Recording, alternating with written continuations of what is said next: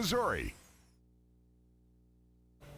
Now at 10, temperatures and wind chills continue to drop. I'm going to break that down for you. Plus, COVID-19 impacts staffing at Columbus schools. We'll tell you how they're filling the gaps. The 4 states' most watched news starts now.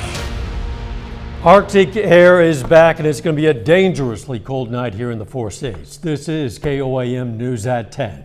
Doug Heddy joins us now with a first look at the weather. Yeah, this is our third Arctic blast that we've had this winter season. Actually, it's the third one in about 2.5 weeks that we've had across the area. We started at 48. That was at midnight, and then we've been continuing to drop since that point in time. And we're really going to drop over the next several hours because we've had the clouds throughout the evening hours, but now the clouds are breaking up, so we don't have anything to hold in what little amount of heat that we do have.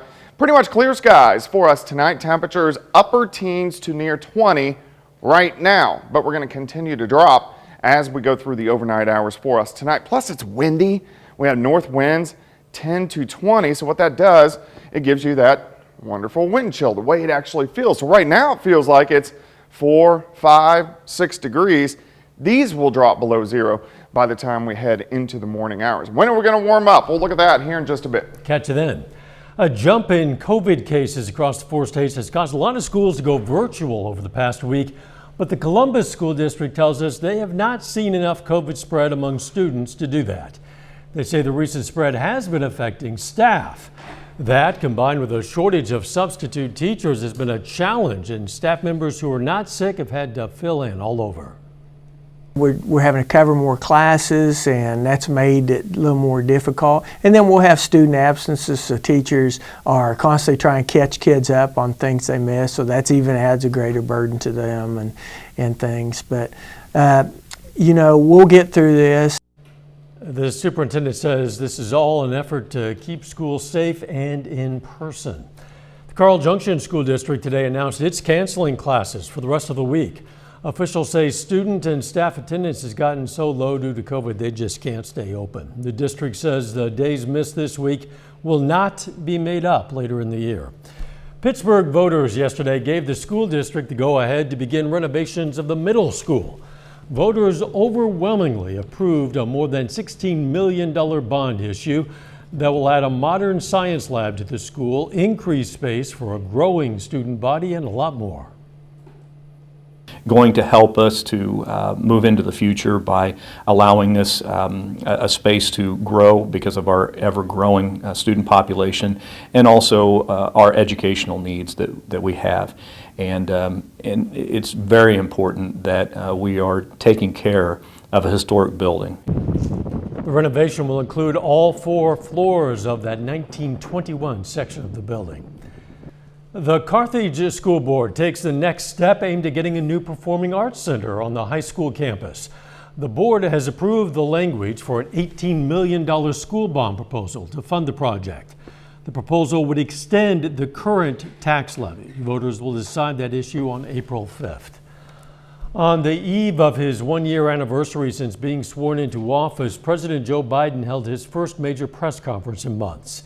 It comes amid low approval ratings over his handling of the pandemic and record inflation, while his administration also faces legislative gridlock in Congress amid simmering tensions along the Russian-Ukraine border. Skylar Henry is at the White House with more.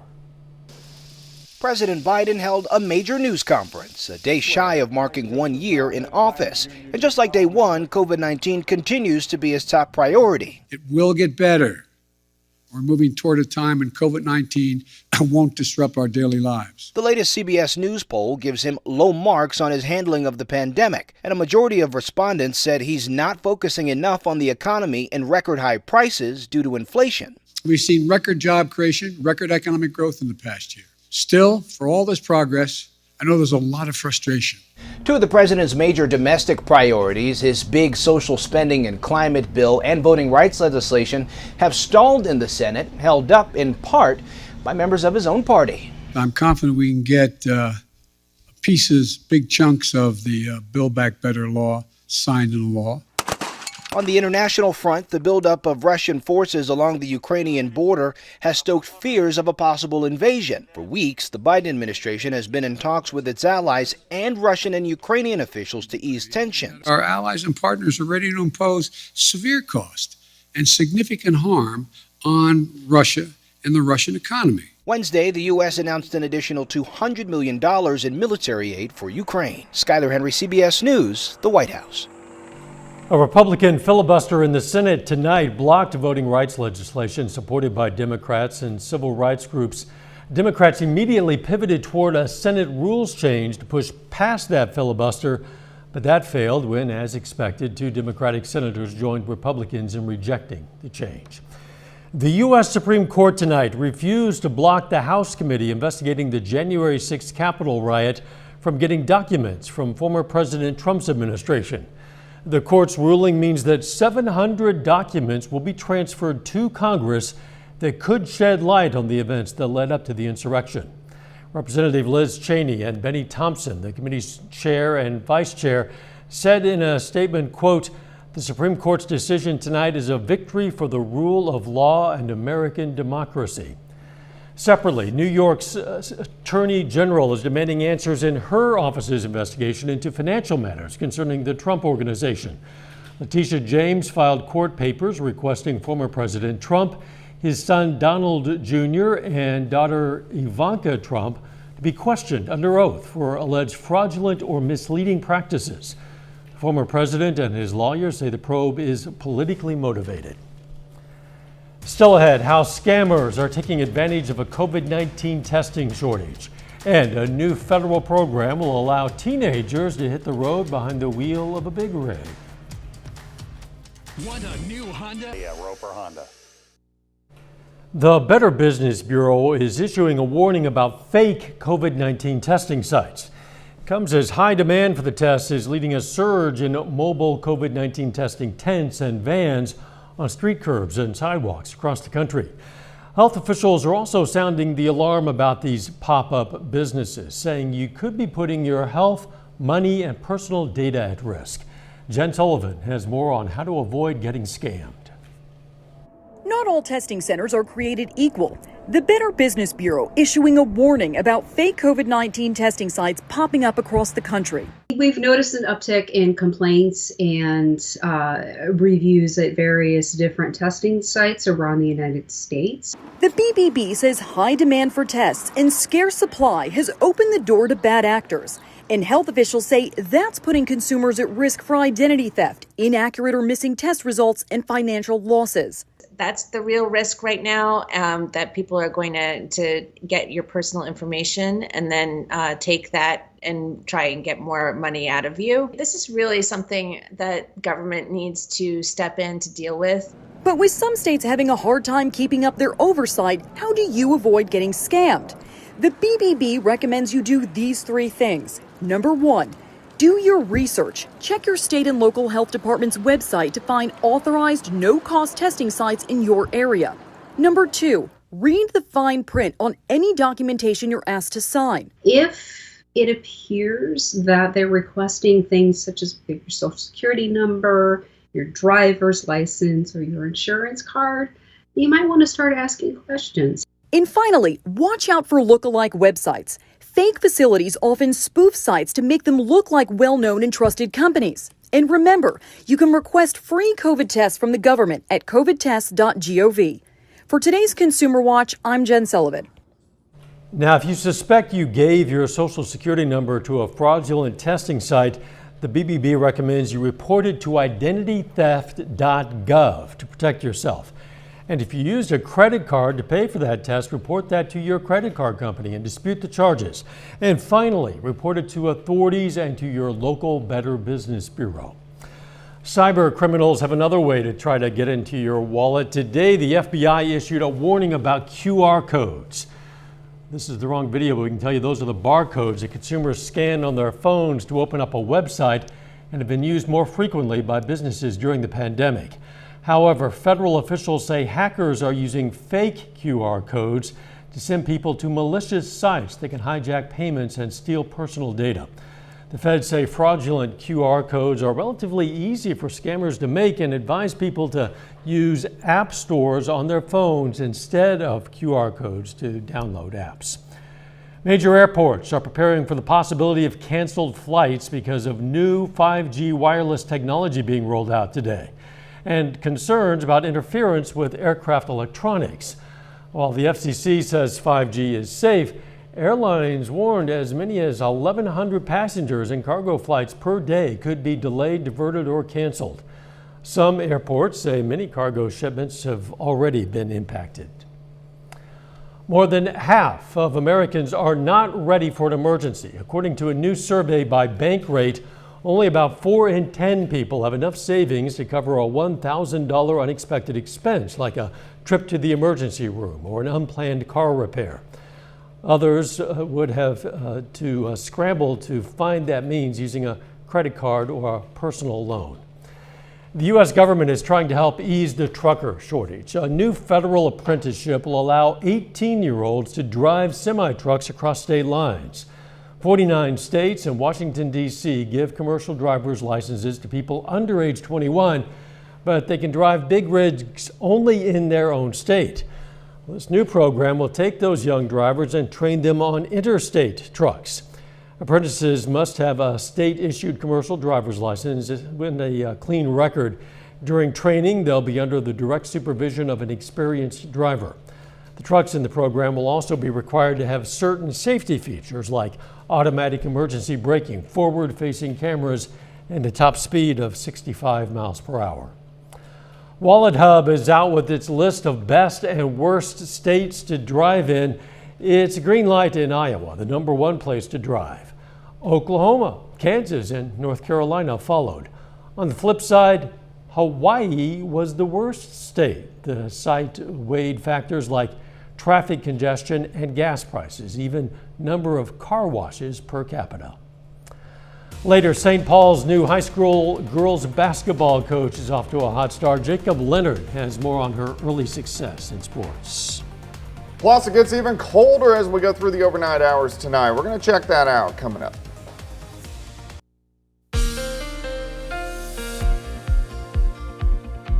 Well, it ended up being super cold, and it got worse as we went through the daytime hours. Temperatures have been dropping all day long. In fact, here's your 24-hour temperature change. So let's go back to 10:17 last night. We were roughly 25 to 30 degrees warmer than what we are right now, and it's going to continue to get colder throughout the overnight hours. We were in the 60s yesterday, which was nice. We fell back into the 40s during the morning hours, and then just a downhill slide into the teens over the past several hours, and it continues to drop off. Now the clouds have been breaking up, so our temperatures will drop off a little quicker. 18 in Stockton, 22 in Anderson, 23 in Miami, Pitt at 19, Yates Center sitting at 17 degrees. Then you got to look at the wind, which makes it feel just awful outside. We have these northerly winds at 10 to 20 and gust 25 to 30. So if you take the wind and the cold temperatures, you get the fantastic wind chill, the way it actually feels to your skin. So right now, it feels like -1 in Iola. So anywhere from 0 to about 10 degrees. These will drop below 0 as we go through the overnight hours tonight. Currently outside, this is at the airport in Joplin, 19 north winds, 10 to 15. Humidity is at 59%. And we do have the clouds kind of breaking up just a bit. So this allows our temperatures to keep dropping off. Had some light snow showers earlier today. These are gone, heading away from us. This whole storm system heading east. Some light snow showers, western parts of Kansas, not a big deal. Those will really dissipate. But look at our jet stream. Way up into Canada, dips in, so it allows that Arctic air to slide into the central plains. But if you do look out toward the west, not a whole bunch going on. So we're not going to have any big storm systems over the next few days. It is going to be cold. Temperatures near 10 for us tonight. We do get the sunshine back tomorrow. Just doesn't help us out much. We only go into low to mid 20s. Here's your forecast. We start at 10, 20 by noon, high temp right around 25. Still breezy, not as windy as today, but still windy. North winds 5 to 15. Tomorrow night, back down to where we're going to be tonight. Maybe even a couple notches colder, about 7 or 8 degrees. And then watch the winds on Friday. They start to shift out of the south. This is going to allow us to pop into the 30s on Friday. It's still cold, but better than what we are seeing now and what we're going to see tomorrow. All right, wind chills by morning, anywhere from -7 to about 0 degrees. So a super cold start. Our wind chills only get up to about 10 tomorrow. And then as the winds diminish late in the day into tomorrow night, thankfully, those wind chill factors won't be as huge of a factor as we go into tomorrow night and into Friday. All right, the weekend looks pretty good. We pop into the 40s by Saturday. We go near 50 by Sunday. So if you're heading north to Kansas City by game time, it'll be about 43, 44 degrees. Really not that bad. Next storm system rolls in on Monday, giving us chances for rain, maybe a little bit of snow on the backside. Does not look like a big deal at this point in time. 25 tomorrow, 9 tomorrow night, 37 on Friday. The weekend overall pretty good. Temps into the 40s and 50s. My house is going to be about, well, I am a little cheap, so I keep it at 65. But when I watch the game on Sunday, it's going to be 65 degrees. We just got a forecast for the interior of your house. That is very specific. Yeah, I keep that thing on lockdown. Yeah, I don't blame you. It's going to be cold. We have to drive home tonight. Cold parking lot. Hey, look at this. Special night for a lot of preschoolers in the Joplin area who were introduced to basketball. The Little Dribblers program is sponsored by the Boys and Girls Club of Southwest Missouri. Classes focus on developing various basketball skills and having self-confidence. I think there's a huge need for it at the 3 and 4-year-old level. We don't really have anything for that age group, and so I think it's very important for that age group to get out and mingle with other kids and be social and that kind of stuff. Yeah, you heard right. Little Dribblers is open to children 3 to 4 years old. Cost of $38 per child. Coming up in sports, a former local basketball standout is off to a perfect start in her head coaching career. And it's semifinal night at the Tony Dubray Classic in Liberal. Jacob Leonard has those highlights next.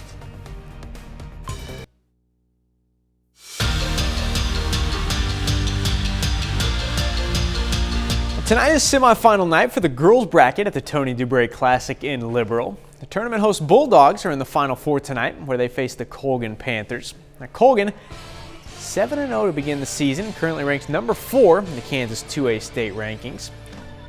Early on, it's Gabby Riddell outside, knocking down the 3. Colgan leads after 1. Now Liberal hanging around in the second. Taylor Swarns, 3 ball for the Bulldogs, but Colgan would pull away. Nice pass here to Lily Brown for the easy score. Brown scores a game-high 19 points for the Panthers tonight. Staying on the same end in the paint, Lauren Torrance going to work. She also in double figures with 12. Colgan moves on to the tournament championship 69-36. The other semifinal game, another interstate matchup with Galena taking on Pierce City. Now, early on, Mia Sarwinski off the handoff. Pulls up and hits her first 3 of the night. More from Sarwinski in a moment. On the second, other end, Olivia Stanfill knocking down the 3 from the corner for Pierce City. This one, pretty good all night. In the fourth, Sydney Prater down low. She scores. Eagles take the lead briefly, but Galena would finish it off. Back to Mia Sarwinski. She drops 23 points tonight. Galena wins at 56-43. They'll face Colgan in the tournament championship on Saturday. The St. Paul girls are off to a hot start this year. By that, I mean they haven't lost, and they've made it into the top 5 in the state rankings. And they're doing it all with a young first-year head coach and former Girard standout, Kaylee Augustine. Kaylee Augustine is not where she thought she would be a few years ago. Definitely did not think I'd be coaching. I actually went to college for accounting and then decided after college that's not what I wanted to do. The former Girard standout graduated in 2017 before playing 2 years at Neosho Community College in Chanute. I quit playing the game and realized I still wanted to be a part of the atmosphere and everything, and then I came here 2 years ago and started out as a junior high or boys assistant coach, and then just kind of worked my way up. I really didn't want to get away from the sport, so I was really happy that I was able to step right back into it after college. The success as a head coach has come quickly for Augustine at St. Paul. The team is 8-0 to begin the season and ranks number 4 in the state. Definitely couldn't do it without the girls that we have. It feels amazing to get off to a good start just by having a good team. I mean, I feel like we're going to do pretty good this year just because we've always been the top of our league. and it really sets a tone. They've been playing together so long, and it just makes them really easy to coach. They're all coachable and work really well together and kind of know each other's moves. Some of her players actually watched her play just a few years ago and a few miles down the road. I've watched Gerard play just because we heard of Coach Kaylee. I've went back and watched videos of her, and I've kind of stepped in her role, and I've tried to be just like she was. Augustine helped Gerard win a state championship as a player in 2017. It's great to have her here because she knows how to do it, and I think she could take us there for sure. It's something Augustine is hoping to do as a coach now in St. Paul. That has always been one of the girls' goals, so that's definitely what we're looking forward to this year. I think it'd be awesome to return to the state tournament, make it farther than the first round. I think we have a really good shot this year, so I'm excited to see how that goes for us. I think we can do it. We've had one state opportunity last year, and we kind of blew it first round, which was hard. It'd be extraordinary for all of us, I think. I think everybody would love that. St. Paul is playing in the Mid-Season Classic at Yates Center High School this week. They'll face Cherryville in the tournament semifinals tomorrow night. And that's it for sports. We're back with more news after this. Take time now to honor a local veteran. Gunner's mate David Larson served in the U.S. Navy. His hometown, Parsons, Kansas. And we are proud to salute Gunner's mate David Larson. He's tonight's four-state hero. Archaeologists have uncovered a prayer room that they say is 800 years old. The room is located under the Al-Nuri Mosque in Mosul, Iraq. Part of the building was destroyed during a 2017 battle, and Iraqi archaeologists started excavating the damaged area in August. They uncovered a prayer room and 4 smaller rooms. Officials plan to cover the stone and plaster rooms with glass and open them to tourism. It is already cold out there and the temperature is dropping, Doc. Yeah, most of us right now are sitting into the upper teens, but wind chill factors near 0. Actual temperature around 9 or 10 tonight. Wind chills below 0 during the morning hours, and it stays breezy tomorrow. We really don't warm up much. High temp of only 25, but we do get the sun. Final sports notes. Got more high school basketball tournament action tomorrow. We have tournaments beginning in Pittsburgh and Frontenac. Of course, we'll have that covered right here tomorrow night.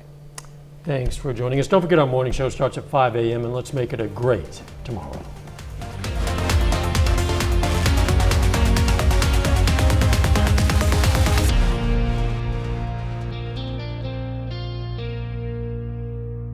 Salon services.